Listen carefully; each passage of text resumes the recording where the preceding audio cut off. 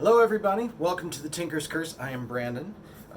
Today we're going to be working on a problem that a lot of Hollowbody guitar players have, and I believe we have a fix for it. The front strap button likes to strip out the hole. There's not enough wood there, there's not enough meat for it to grab onto. Some higher end guitars will have a little wood block behind there, give you a little more wood for the screw to grab into. Some people like to shim them, that's what I've done for years, but I have a better idea.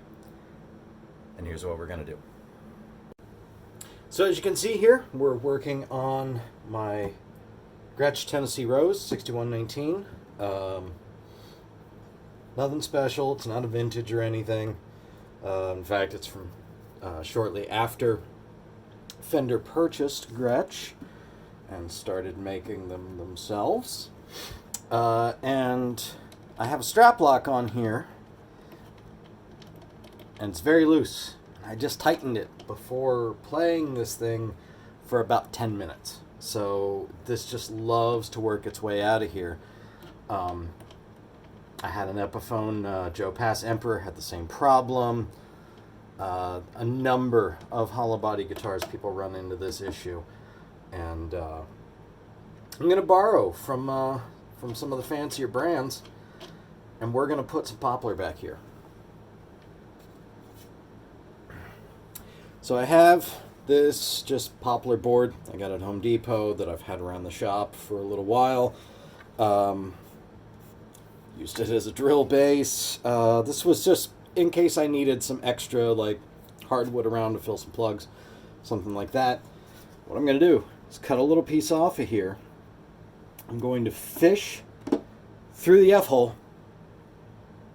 drag it back up there with some glue on it, and hold that in place with some wire with a nut behind it until it sets, and then I should be able to drive the screw for the strap button in there and get that to hold. So we'll see. So this isn't a particularly difficult or in any way precise operation, so I'm just going to kind of eyeball this. I'm like, well, this seems like a good amount of wood. Just draw myself a little line. Let me grab my saw. So here you can see I just went over and used actually a miter saw because it was set up already. Just cut this little bit off here. I'm going to take this screw out, figure out what size hole I want to drill in this bit. We'll go from there.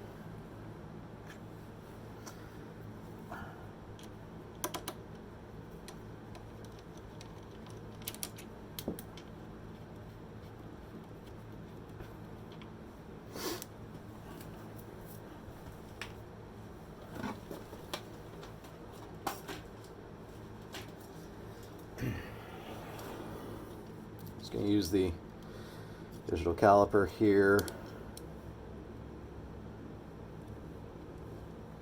Use millimeters. That seems like the right thing to do. And my internal diameter is just a tick under 3 millimeters. I think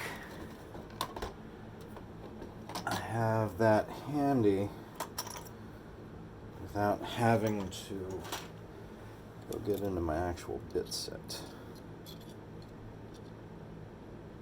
Yeah, this should work.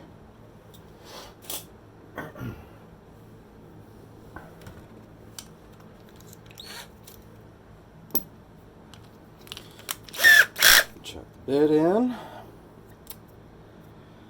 We can just go into the table. I've got an MDF top under here, it should be fine.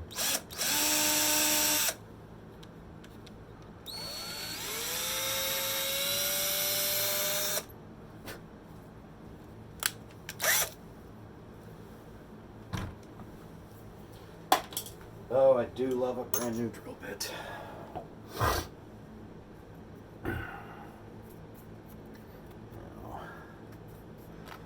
clean this hole up a little bit.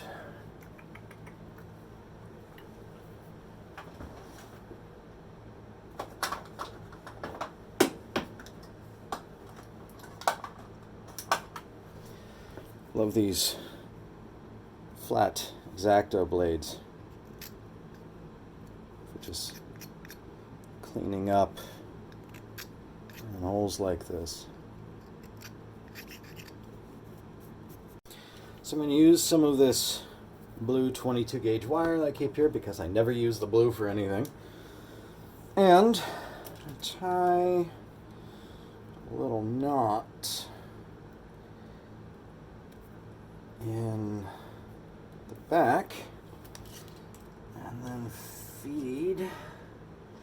See, I've got 2 screw holes here because when I was younger I tried to fix this the wrong way by drilling a new hole. Alright. So that's going to keep that from coming back through there. Now, feed it through this block. Now I need to make sure this is good and secure.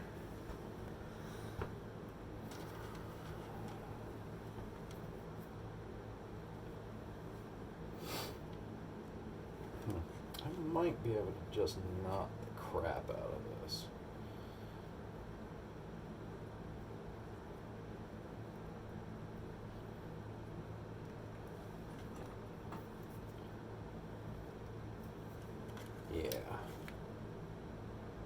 Yeah, it's not going anywhere. I can get a good amount of tension on that. Clamping pressure, basically. Now, I'm just going to do a dry fit here and see how this feels. Pulling this forward. This is one of those instances where these little dental tools are handy. Mirror here,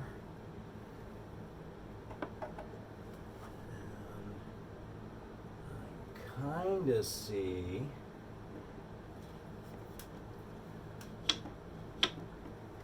sounds like I'm there.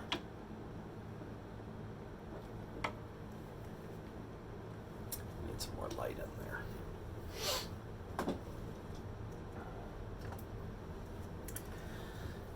This little LED light, which I think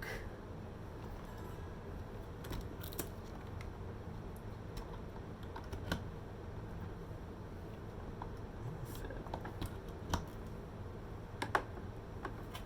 Let's see that turn on. Alright.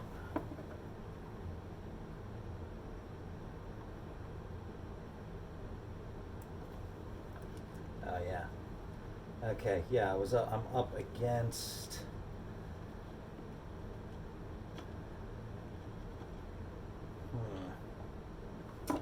Well, this is why you check these things.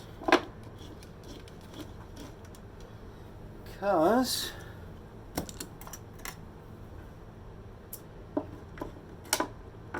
up against boning inside there. But I also saw about the size I'm dealing with. Okay, as you can see, it is very roughly with a hacksaw, just trim the edges off. I don't like using power tools on little tiny cuts like that where my hand is a lot bigger than the piece I'm cutting. Power tools need to be fed. And string this back onto here.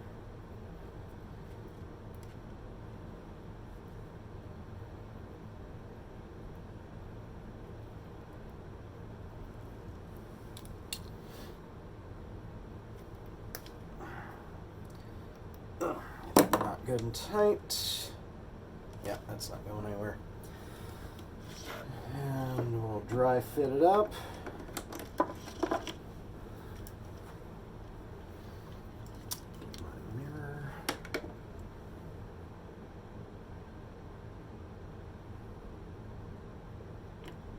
Okay, yeah, that looks like that fits real well in there. That's clearing everything I need it to clear.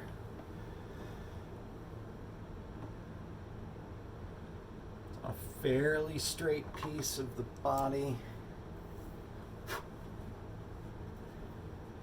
It's not optimal, but it should hold.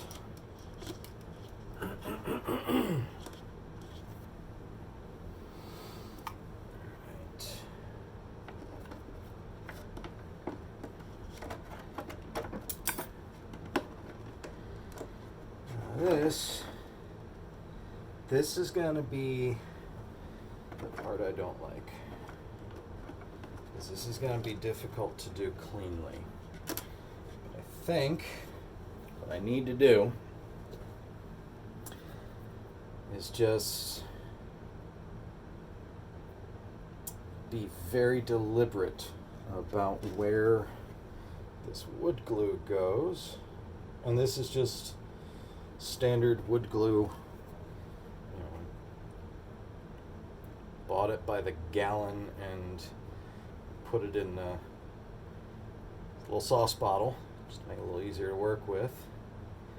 Now, optimally I would have corresponding wood glue on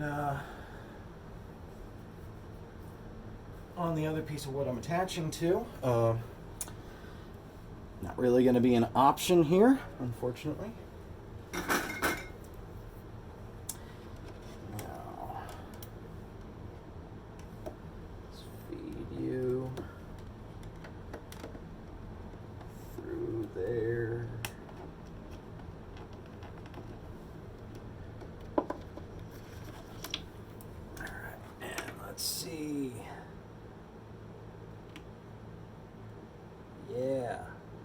Yeah, I think we're in place now. So, now the real fun part will be securing this.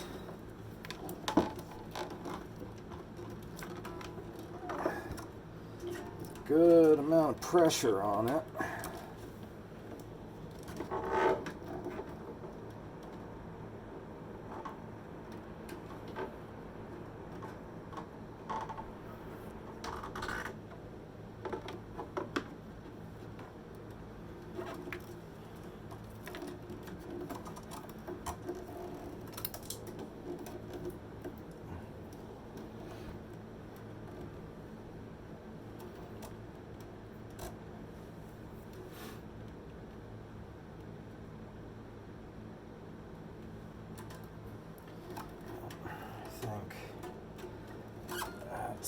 About as good as that's going to get.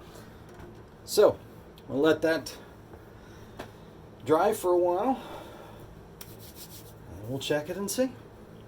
Okay, so this has been drying now for a few hours. So we're going to pull the wire out and see how this goes.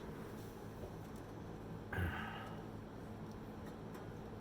nice thing about using wire like this wrap is almost unimportant, because just that angle there really got me all the pressure I needed. Now, I'm going to see about fishing the rest of this wire out of here.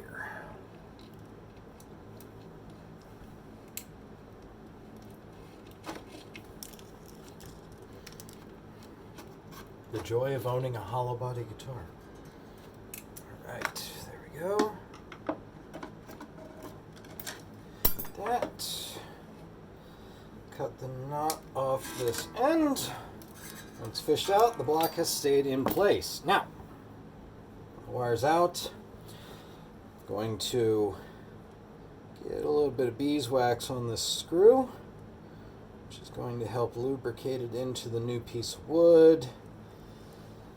And a little bit more purchase on the way in. Generally, it just makes it work better. I'm going to hand thread this. Once I get this felt turned down a little bit. Screw out. Okay, I was going to hand thread it, but very, very gently, so as to not knock that piece of wood out. So what will happen is, even if it didn't make a good bond with the glue, the screw's going to hold that in place and be be a lot more wood for it to bite into.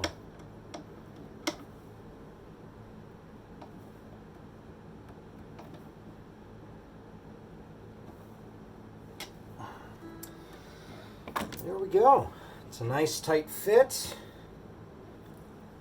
It's a lot more wood for the screw to grab onto. It's nice and tight.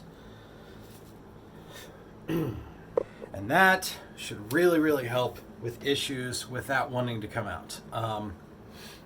Even if it does come loose in the future, it's not stripping out this little tiny thin piece of wood anymore. I have more that I can bite into.